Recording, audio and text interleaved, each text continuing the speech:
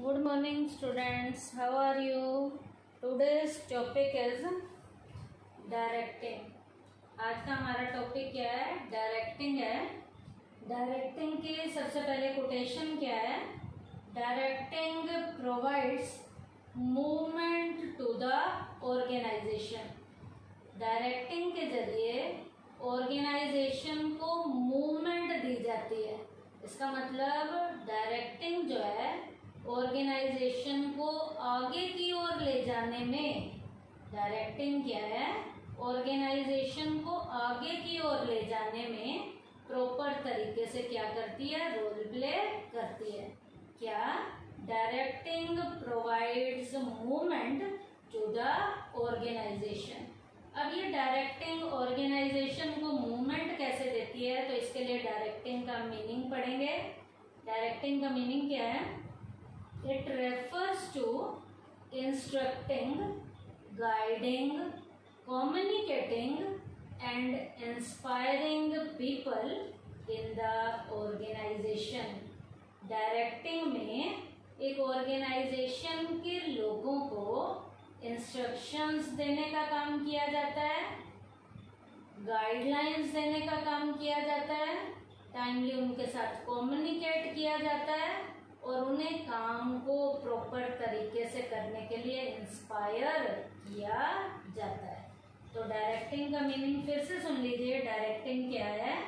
It refers to instructing, guiding, communicating and inspiring people in the organisation. Directing एक organisation के लोगों को instructions देने का काम करती है, गाइडलाइंस देने का काम करती है, उनके साथ कम्युनिकेट करने का काम करती है और उन लोगों को इंस्पायर करने का काम करती है. तो डायरेक्टिंग को एक और नाम भी दिया जाता है. क्या? It is also called management in action. Directing को क्या कहा जाता है? मैनेजमेंट इन एक्शन भी कहा जाता है. तो एक्शन में मैनेजमेंट कब आएगी? जब उन्हें इंस्ट्रक्शंस दी जाएगी, गाइडलाइंस दी जाएंगी, उनके साथ कम्युनिकेट किया जाएगा और उन्हें इंस्पायर किया जाएगा. उसके बाद बेटा टॉपिक अब हम स्टार्ट करने जा रहे हैं.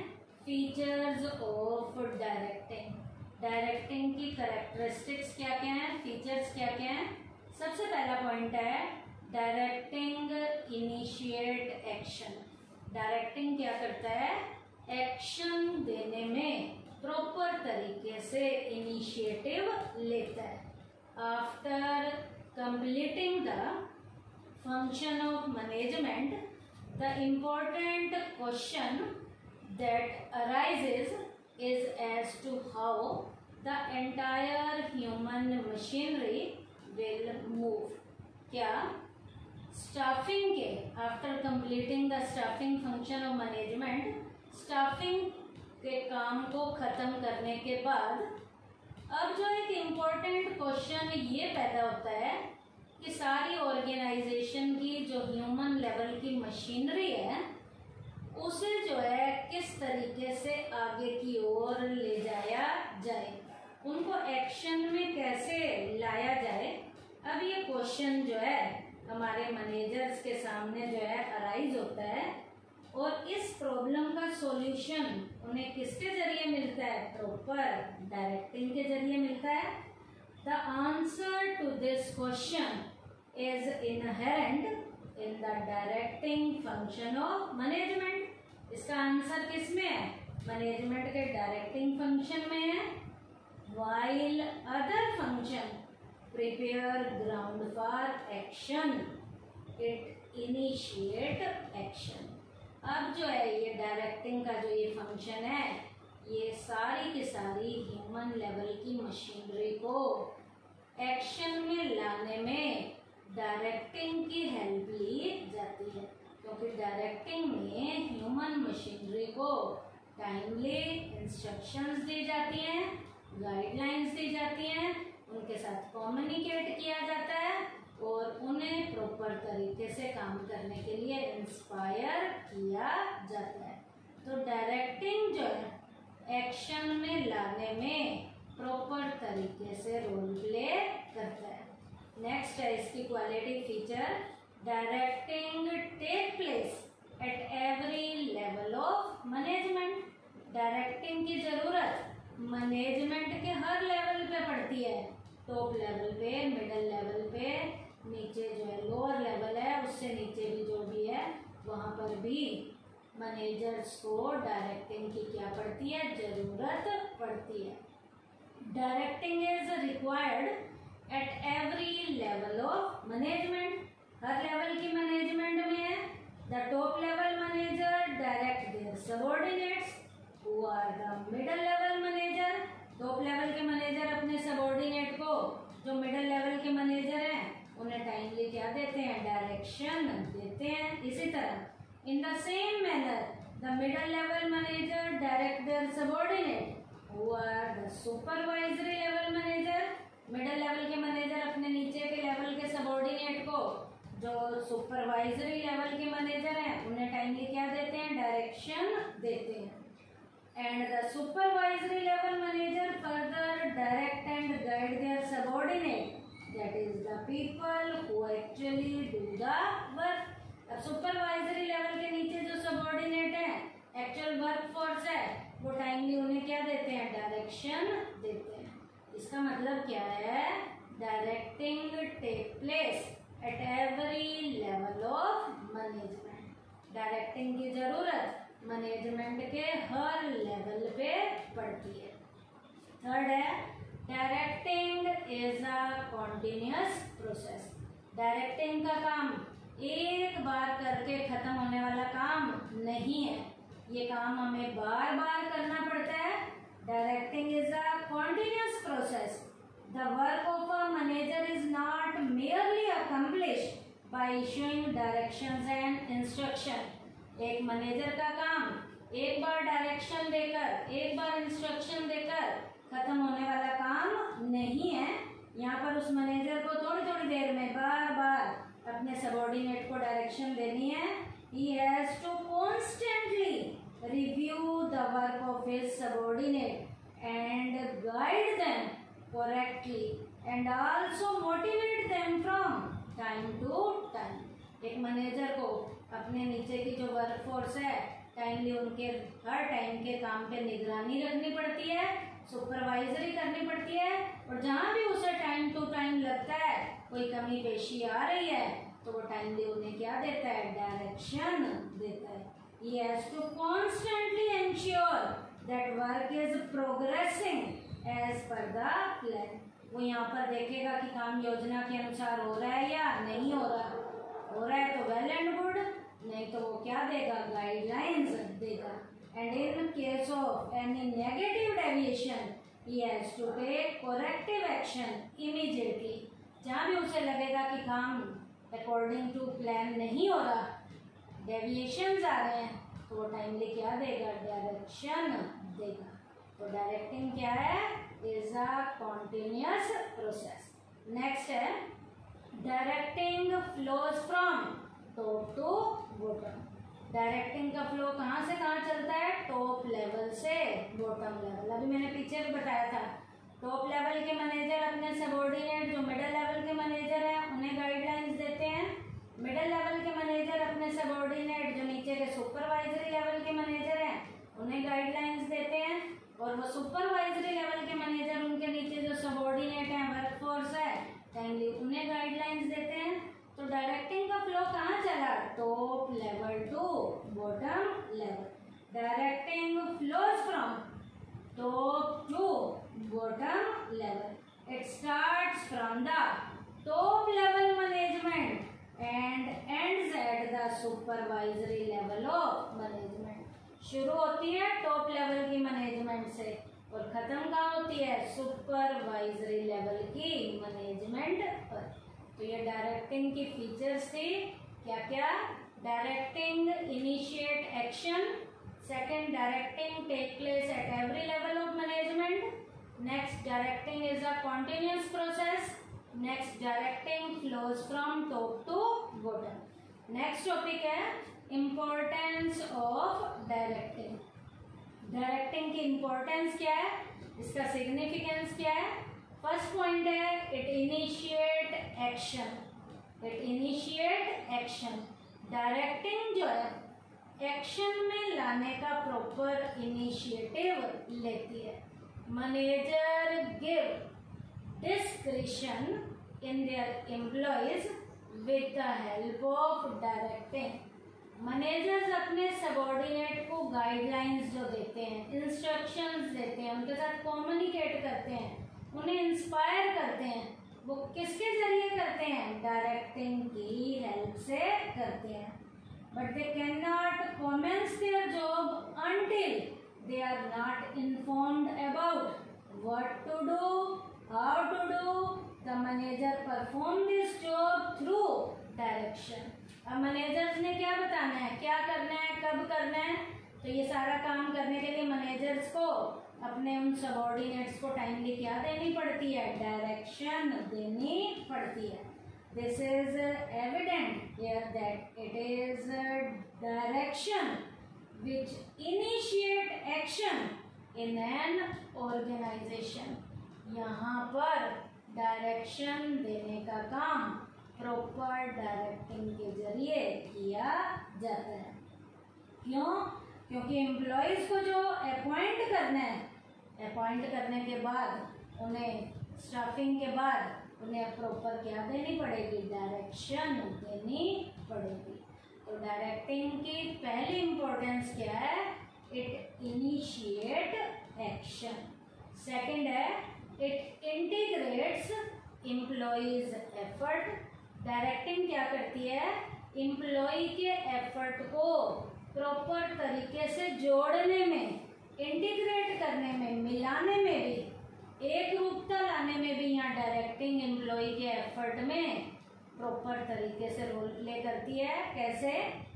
Many employees working in an organisation, organisation में बहुत से लोग काम कर रहे हैं, तो उनको काम करने वाले जो लोग हैं उनमें लड़ाई झगड़ा ना हो, उनके प्रॉपर काम में कोऑर्डिनेशन हो, तो उनके काम को कोऑर्डिनेशन दिलाने में, यहाँ एम्प्लॉय के एफर्ट को जोड़ने में भी टाइमली उन्हें क्या देते हैं, हम गाइडलाइंस देते हैं, इंस्ट्रक्शंस देते हैं, उनके साथ कम्युनिकेट करते हैं, उन्हें इंस्पायर किया जाता है।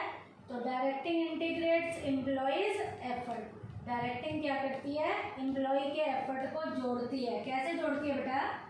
Success of an organisation is possible only when everybody does their job efficiently. जब सभी अपने अपने काम को क्या करेंगे, बढ़िया तरीके से करेंगे। इतने सारे एम्प्लॉय हैं, वो सारे एम्प्लॉय जब अपने काम को बढ़िया तरीके से करेंगे तभी जो है यूनिट को सक्सेस मिलेगी। If any one of the employ in the employ chain does not perform to mark it adversely affect the performance of the remaining employ. यदि एक एम्प्लॉय भी बढ़िया काम नहीं करता है तो उस एक एम्प्लॉय के बढ़िया काम ना करने का सारे के सारे एम्प्लॉय के काम के ऊपर उसका क्या आता है, इफेक्ट आता है। Thus it is essential to establish coordination among all the activities.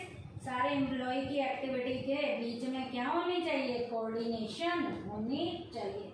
Manager, यहाँ पर मैनेजर रोल प्ले करेगा। Manager establishes this coordination by supervising, providing good leadership, motivating and exchanging ideas with his subordinate. यहाँ पर manager अपने subordinate के साथ proper directing के जरिए काम करेगा। इसका मतलब जहाँ उन्हें गाइडलाइंस देनी है गाइडलाइंस देगा, जहाँ इंस्ट्रक्शंस देनी है इंस्ट्रक्शंस देगा, जहाँ कम्युनिकेट करना है वहाँ कम्युनिकेट करेगा, जहाँ इंस्पायर करना है वहाँ इंस्पायर करेगा, ताकि सारे एम्प्लॉयज़ की एक्टिविटीज़ के बीच में प्रॉपर तरीके से क्या किया जा सके, कोऑर्डिनेशन बिठाया जा सके। तो कोऑर्डिनेशन बिठाया गया है जो, इसका मतलब एम्प्लॉयज़ के एफर्ट को क्या किया गया है, इंटीग्रेट किया गया है। किसके जरिए, प्रॉपर डायरेक्टिंग के जरिए। अब यहाँ पर एक एग्जांपल है, क्या एग्जांपल है कि एक रेडीमेड गारमेंट की शॉप में यदि उस शॉप को प्रॉपर तरीके से चलाना है तो शॉप के सारे जो एम्प्लॉयज़ हैं उनके काम में कोऑर्डिनेशन होना चाहिए। जैसे अलग अलग काम बताए गए हैं यहाँ, एक जो है वेलकम कर रहा है, एम्प्लॉयज़ को अंदर लेकर आ रहा है, एक जो है एम्प्लॉय जो कस्टमर आ रहा है, कस्टमर को माल दिखा रहा है, और दूसरा जो है माल को दिखाने के बाद उसकी पैकिंग कर रहा है, एक बिल काट रहा है और एक वापस प्यार से थैंक यू करके सी ऑफ करके आ रहा है। तो यहाँ पर यदि किसी भी एम्प्लॉय ने बढ़िया काम नहीं किया, एक के बढ़िया काम ना करने पर यदि सारे बाकी एम्प्लॉय ने बढ़िया काम किया है लेकिन एक के काम से यदि कस्टमर खुश नहीं हुआ तो वो कस्टमर वहाँ से माल खरीद कर नहीं जाएगा। इसका मतलब एक की गलती का हर्जाना सारों को भुगतना पड़ेगा। तो यहाँ पर डायरेक्टिंग क्या करती है, एम्प्लॉयज़ के एफर्ट को जोड़ने में, उनके बीच में कोऑर्डिनेशन बिठाने में प्रॉपर तरीके से क्या करती है, रोल प्ले करती है। नेक्स्ट पॉइंट है, it is the means of motivation. Directing क्या है, मोटिवेशन के मीन के रूप में भी रोल प्ले करती है। कैसे? The objective of an organisation can only be achieved by motivated employees. एक ऑर्गेनाइजेशन के ऑब्जेक्टिव को उसके मोटिवेटेड एम्प्लॉयज के जरिए अचीव किया जाता है। Motivated employees work with full dedication and with the feel of belongingness. Motivated employ proper confidence के साथ, प्रॉपर डेडिकेशन के साथ और प्रॉपर उमंग के साथ, बिलोंगिंगनेस के जरिए अपने काम को अंजाम देने का काम करते हैं। कौन से एम्प्लॉय? मोटिवेटेड जो एम्प्लॉय हैं। मोटिवेटेड एम्प्लॉय काम को प्रॉपर तरीके से, बढ़िया तरीके से कैसे करना है, उसमें जो एम्प्लॉय हैं वो अपने मनोबल को बढ़ाकर प्रॉपर तरीके से, बहुत अच्छे तरीके से यहाँ पर क्या करते हैं, रोल प्ले करते हैं। अब एम्प्लॉय को मोटिवेशन देने में भी यहाँ प्रॉपर क्या रोल प्ले करेगा, डायरेक्टिंग जो है यहाँ पर रोल प्ले करेगी। क्योंकि डायरेक्टिंग के जरिए ही एम्प्लॉय को गाइडलाइंस दी जाती हैं। डायरेक्टिंग के जरिए ही एम्प्लॉय को क्या दी जाती हैं, गाइडलाइंस दी जाती हैं। और उन्हें काम के लिए क्या भी किया जाता है, इंस्पायर भी किया जाता है। जब एम्प्लॉय को इंस्पायर किया जाएगा, उसकी बुझी हुई जो बैटरी है वो चार्ज हो जाएगी प्रॉपर मोटिवेशन के जरिए, और वो प्रॉपर तरीके से, बढ़िया तरीके से क्या करेगा, काम करेगा। यहाँ पर भी आप क्या कह सकते हो, directing function of the management, the problems of the employees are curbed by the manager there and then. अब यहाँ पर क्या करता है, एम्प्लॉय की कोई भी प्रॉब्लम आ जाए, उस प्रॉब्लम को सुधारने में यहाँ का मैनेजर जो है डायरेक्टिंग के जरिए उनकी प्रॉब्लम्स को क्या करता है, सुधारता है, ताकि काम करने वाले एम्प्लॉय पूर्ण मोटिवेशन के साथ, अपनी पूरी इच्छा शक्ति के साथ यहाँ पर क्या करें, काम करें। तो डायरेक्टिंग का काम क्या है, डायरेक्टिंग क्या है, मीन्स ऑफ मोटिवेशन। उसके बाद है इट फैसिलिटेट्स इम्प्लीमेंटिंग चेंजेस। अपने आप में रोज चेंज को लाना, तो ये चेंज को लाने में भी हम अपने को टाइमली डायरेक्शन देते हैं, गाइडलाइंस देते हैं। The employees show resistance to change in their organisation structure. Organisation के स्ट्रक्चर में एम्प्लॉयज जो हैं वो ही रेजिस्ट कर सकते हैं, वो एम्प्लॉय रेजिस्ट कर सकते हैं जो रोज अपने काम के तरीके में कुछ नयापन लेकर आते हैं।